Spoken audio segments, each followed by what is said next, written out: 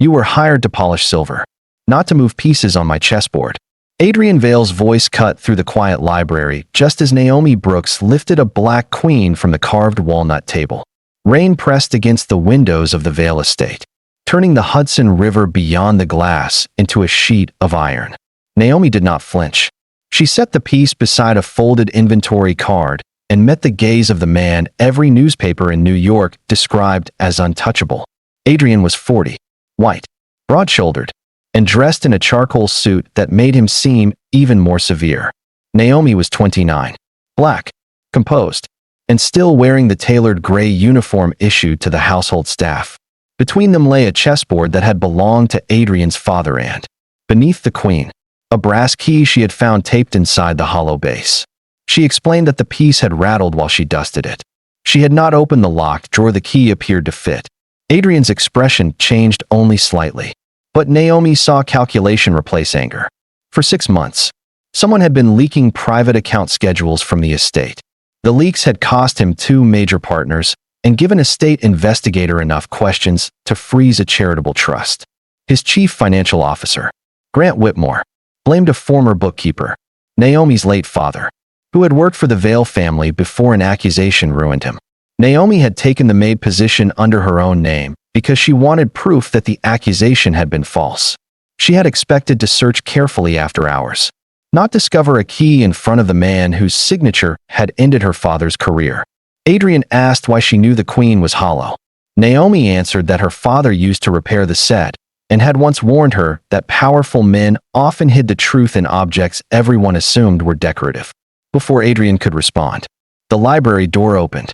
Grant entered carrying a red audit folder and stopped when he saw the key. His practiced smile returned almost at once. He said the board was sentimental and should not be handled by staff. Adrian closed his hand over the key, then asked Grant why an audit folder dated that morning carried a seal from a bank that had merged 3 years earlier. Grant said the printer must have used an old template. Naomi watched Adrian study him with a stillness more dangerous than shouting. When Grant left, Adrian locked the library and told Naomi that she would not return to the staff wing until they knew what the key opened. She would remain in the East Guest Suite under a private employment amendment, with access to the household records and no contact with anyone outside the estate except his attorney. Naomi refused to be hidden like a suspect. Adrian replied that she was not a suspect. She was the only person who had touched the queen before Grant saw the key, which made her either his best lead or the next target in someone else's plan. Then he placed the brass key in her palm and said the first move was hers. Naomi read the employment amendment twice before signing it in the breakfast room at dawn. The document gave her temporary authority to inspect household inventories, archived invoices, and maintenance logs under Adrian's supervision. It also promised that any evidence involving her father would be copied and released to an independent attorney, Evelyn Hart. In return, Naomi agreed to remain on the estate for 10 days, disclose what she found, and avoid actions that could compromise the frozen trust. She crossed out a clause allowing Adrian to terminate the arrangement without explanation. He watched her do it and accepted the change. That small concession mattered more than either of them admitted. Adrian was used to obedience purchased by salary, loyalty, or fear of exclusion. Naomi offered none of those. She demanded reasons. The brass key opened a narrow drawer behind the library's lower cabinet. Inside lay 3 items: a faded visitor log, a silver flash drive, and a sealed envelope addressed in Adrian's father's handwriting. The envelope contained no confession, only a sentence instructing Adrian to compare the 7th ledger with the winter board. The flash drive held encrypted files that Evelyn said could not be examined without creating a verified forensic copy. Grant arrived before noon with news that the frozen trust would be reviewed at a public board meeting in 8 days. If Adrian failed to explain the missing funds, his family foundation would lose its license, and several legitimate businesses tied to his name would follow. Grant also produced a payroll record showing that Naomi's father had entered the estate on 3 nights after his employment ended. Naomi recognized the entries as impossible because her father had been hospitalized on one of those dates. Adrian did not defend Grant, but he did ask how she could prove it. She had an insurance statement stored at her apartment in Yonkers. Under the amendment, She could not leave without risking the evidence chain. Adrian offered to send Evelyn. Naomi said the statement was hidden in a recipe tin beneath a loose kitchen panel, a place only she could identify. They compromised. Naomi would give Evelyn a recorded description while Adrian arranged a video call from the apartment. The solution was practical, yet Naomi resented that every step required his permission. Adrian, in turn, disliked that she treated every protection as a form of control. Their argument ended when the estate's security system logged an unauthorized attempt to access the archive room using Naomi's staff code. She had been beside Adrian at the time. The archive camera showed no face, only a gloved hand and a sleeve matching the uniform worn by every senior house employee. Grant immediately suggested that Naomi had shared her code. Adrian asked for silence, then ordered the locks changed. Naomi expected him to confine her. Instead, he handed her the master inventory tablet and told her to find which uniform had gone missing.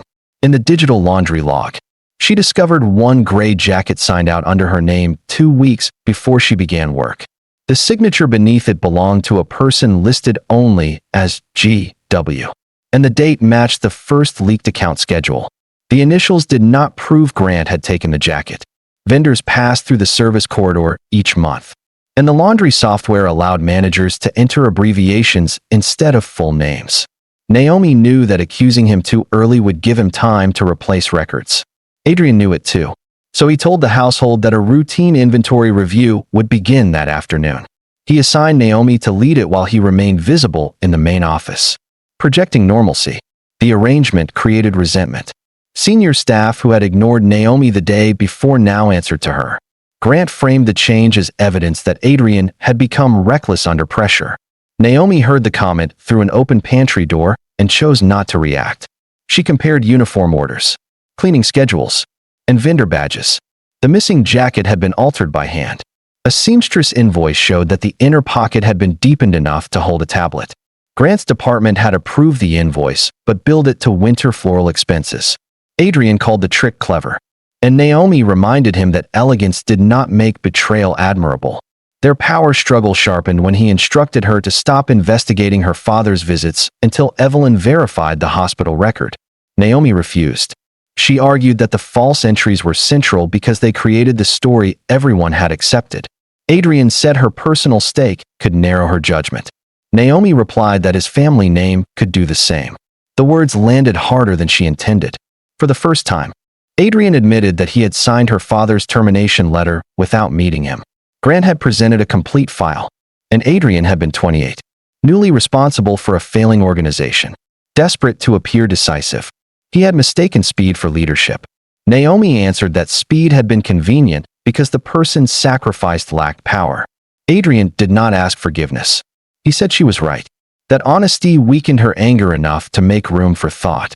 They returned to the visitor log and noticed that the ink on the disputed entries had faded differently from the surrounding dates. Evelyn arranged for a document examiner to inspect high-resolution scans. The entries had likely been added months later with a different pen. The examiner also found an impression on the page beneath one false entry. When enhanced, it revealed part of a sentence. Transfer by Q7 authorization. Adrian recognized Q7 as an internal code assigned to the 7th ledger, a book his father had ordered destroyed after restructuring the family accounts. Adrian led Naomi to a temperature-controlled storage room below the wine cellar, where obsolete records stood behind numbered panels. Panel 7 was empty, but the dust showed that a heavy volume had been removed recently. On the shelf lay a white thread from an archive glove and a fresh coffee, stain smelling faintly of cardamom. Grant's morning flavor. Then Naomi noticed an older stain beneath the shelf, shaped around the corner of a paper label. The missing ledger had not been taken once. It had been returned, hidden, and taken again by someone who knew they would eventually come looking. Adrian ordered a quiet review of everyone who had accessed the storage room, but Naomi persuaded him not to confront Grant. The second coffee stain suggested a longer history than one hurried theft, and the message from Adrian's father implied that someone inside the family had known about the 7th ledger years earlier. Evelyn delivered the verified hospital statement by noon. It proved Naomi's father could not have entered the estate on one recorded night. More importantly, The admission time had been confirmed by an insurance payment processed through a bank account controlled by the Vale Foundation. Grant's department had possessed the proof before accusing him. Adrian read the statement in the conservatory, where winter sunlight made the glass walls look fragile. Naomi found him there with the termination letter open on his tablet. He said her father had written a response that never reached him. Evelyn had located a copy in archived legal mail. James Brooks claimed he had discovered recurring transfers from community housing grants into a private consulting account. He had not named the account holder because he wanted a meeting, not a scandal. Grant marked the letter resolved and removed it from Adrian's brief. Adrian's shame was unmistakable. Naomi expected another apology. Instead, he asked what repair required beyond clearing her father's name. She said restitution to the families whose projects had been delayed, a public correction, and rules preventing one executive from controlling every report. Adrian agreed, though it would weaken his authority. That choice became Naomi's first reason to believe he might value truth more than image. Together, they created a test. Evelyn would circulate a false memo stating that the forensic copy of the flash drive contained transfers linked to the winter board. Only Adrian, Naomi, Grant, and Evelyn would receive it. The original drive would remain sealed. If someone tried to retrieve the chess set or winter event records, the movement would be logged. Naomi disliked the tactic, but Adrian insisted they would not fabricate evidence, only observe behavior. She agreed if every step was documented. That evening, they ate in the kitchen because snow had sent the staff home early. Adrian made coffee badly. Naomi fixed it without comment. He told her he had spent his adult life surrounded by people who anticipated his wishes and concealed their objections. She said that sounded comfortable. He said it was lonely. The admission did not excuse him, but it revealed the cost of the system he had built. Their conversation ended when the library censor alerted them that the chessboard had moved. They arrived to find the Black Queen missing. No door had opened, and the only person captured entering was Evelyn, who stood beside the empty square holding an evidence bag. Inside it was a second brass key and a note in James Brooks's handwriting. Do not trust the man who gives Adrian every answer.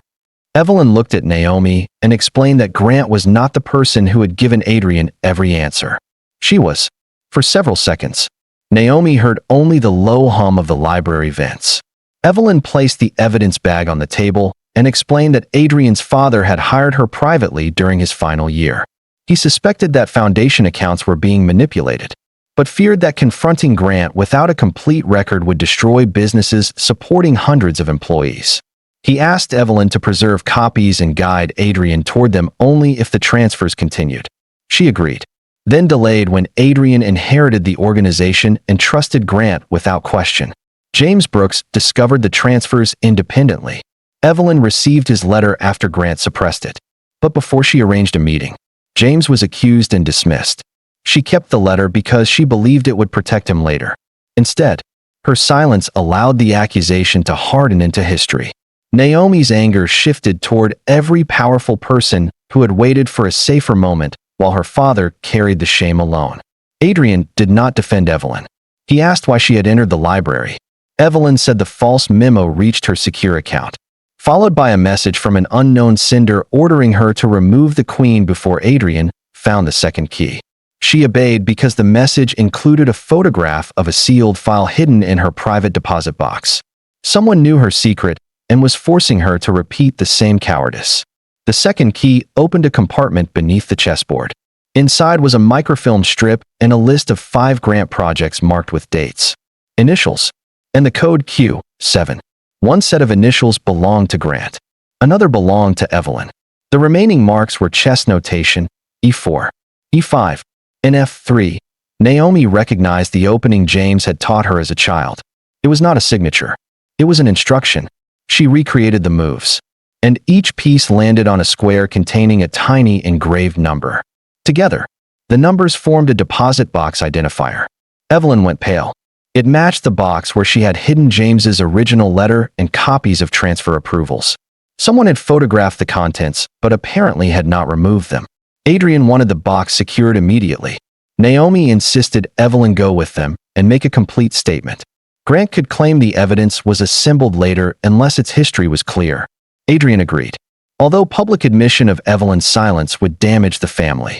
At the bank, an officer verified that Evelyn had rented the box 11 years earlier and accessed it only twice. The seal inside was intact. The file contained transfer forms bearing Grant's authorization, but the approval field also carried Adrian's electronic signature. Adrian said he had never seen them. Evelyn examined the timestamp and realized the signatures were created during weekly briefings when Grant controlled the presentation system. Someone had copied Adrian's credential token. Naomi felt the case narrowing until she reached the last document. It was a beneficiary statement for the consulting account, and the name printed there was not Grant Whitmore. It was James Brooks. Naomi stared at her father's name until the letters lost meaning. Grant's transfers could have been framed. The signature token could have been stolen, and the visitor log could have been altered, but a beneficiary statement placed James at the center of the account. Adrian reached for the page, then stopped. He told Naomi that disbelief was not evidence. She answered that suspicion was not truth. The restraint between them fractured. She accused him of preparing to sacrifice her father again because the document offered a clean explanation. Adrian reminded her that he had authorized an investigation that could strip him of control. Naomi said power surrendered on one's own terms was still power. Evelyn intervened with a fact neither had considered. The statement used James's full middle name, Ellison, which did not appear in his employment file. Grant could not have obtained it from Foundation records. Naomi knew the name appeared on only 2 documents in her father's home: his birth certificate and an old life insurance policy. Both disappeared after his death when a storage company cleared his apartment over an unpaid balance. The company was acquired by a Vale subsidiary weeks later. Adrian searched the acquisition file and found Grant's approval. The purchase price was unusually high for a small storage operator. The discovery did not clear James, but it showed how his identity could have been used. Grant learned they had opened the deposit box before they returned to the estate. He called an emergency board meeting and circulated a statement accusing Adrian of concealing evidence, intimidating staff, and placing a household employee inside a privileged investigation because of a personal attachment. The phrase was calculated to discredit Naomi and make their trust appear improper. Reporters gathered outside the gates. Adrian's partners demanded that Naomi be removed before the public hearing. He could have protected the foundation by agreeing. Instead, he issued a written directive confirming Naomi as an authorized records consultant under Evelyn's supervision. He attached the amended contract, including the clause Naomi changed, proving she could not be dismissed without cause. The decision exposed his judgment to ridicule, but it also prevented Grant from erasing her role. Naomi saw the choice for what it was, not rescue, but shared risk. That night, she found her suitcase packed beside the guest suite door.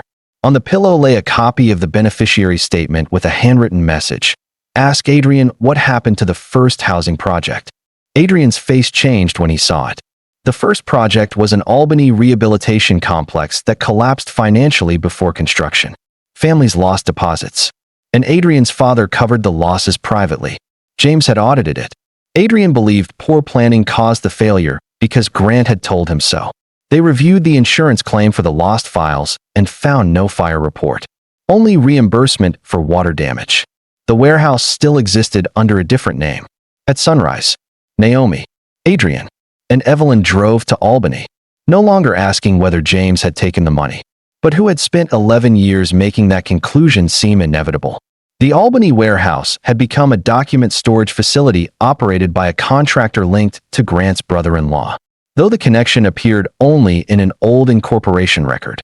Evelyn obtained a preservation order while Adrian used the foundation's ownership rights to stop any destruction of boxes. Naomi located the first housing project files by following her father's habit of marking audit cartons with blue thread instead of labels that could be replaced.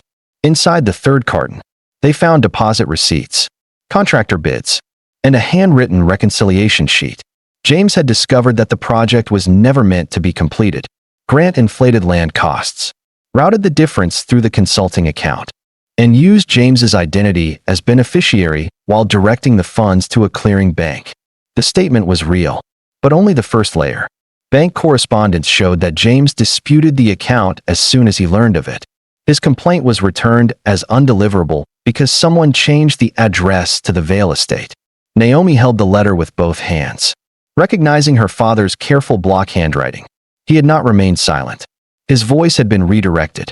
Adrian found board minutes showing that Grant had pressured Adrian's father by threatening to expose legitimate but embarrassing debts tied to the family's early businesses. The elder Vale responded by hiding evidence instead of reporting the fraud, hoping to preserve the organization until Adrian was ready. That choice allowed Grant to expand his control.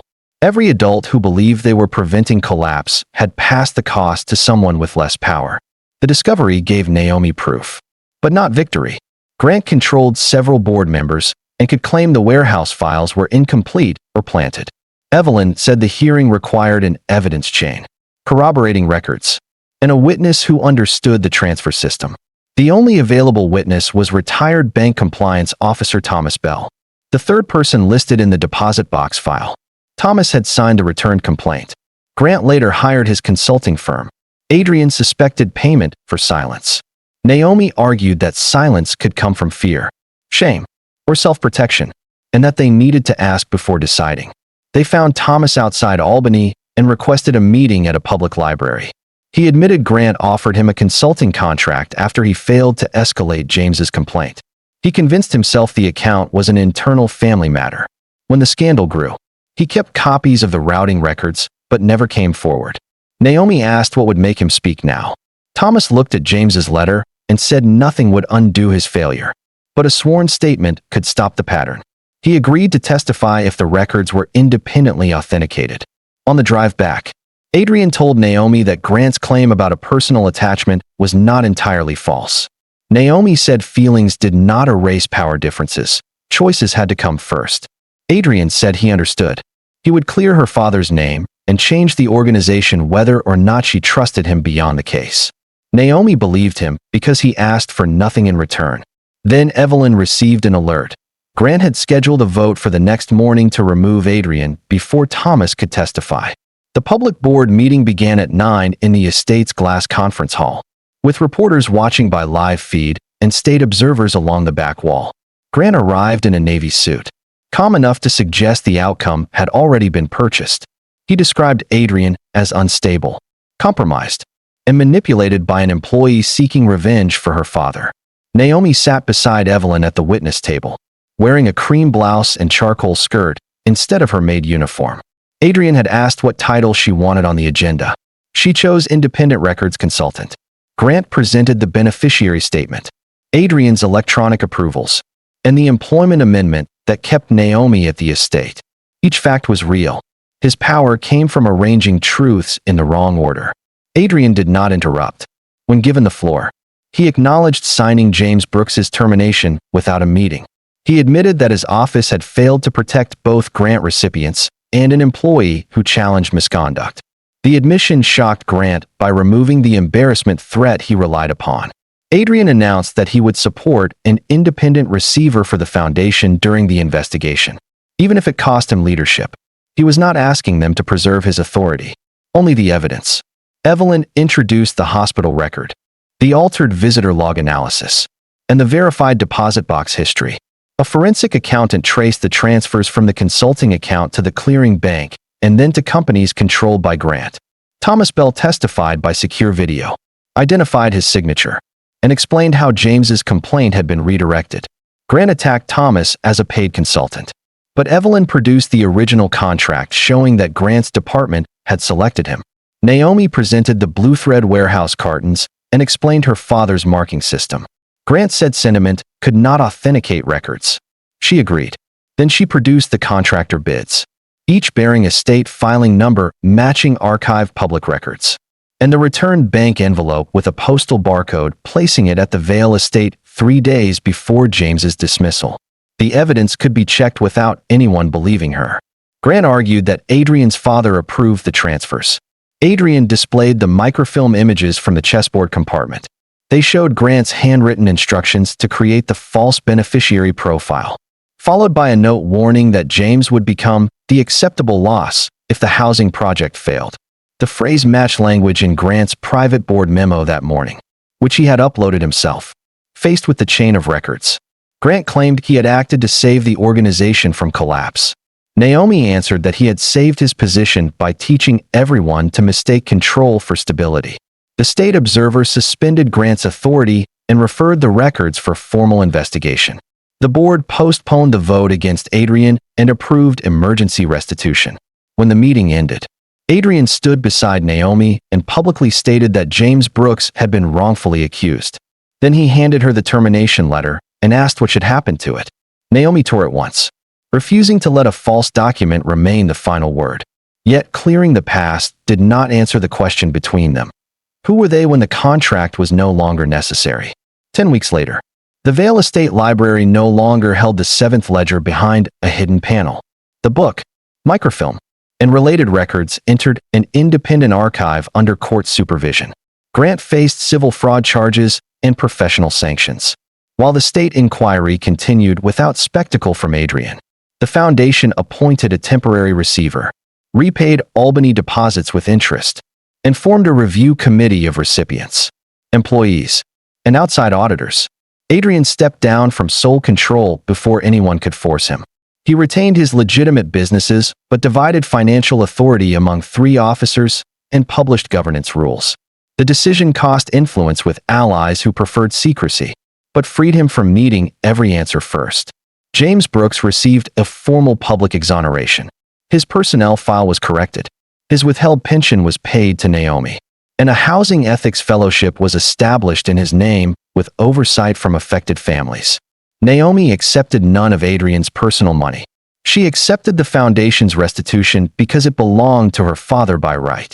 She left household service and completed a certification in forensic records management, using the case as supervised experience under Evelyn. Evelyn resigned as family attorney, submitted a sworn account of her silence, and later joined the independent archive as a compliance advisor. She and Naomi began not with friendship, but honesty, which was more useful than comfort.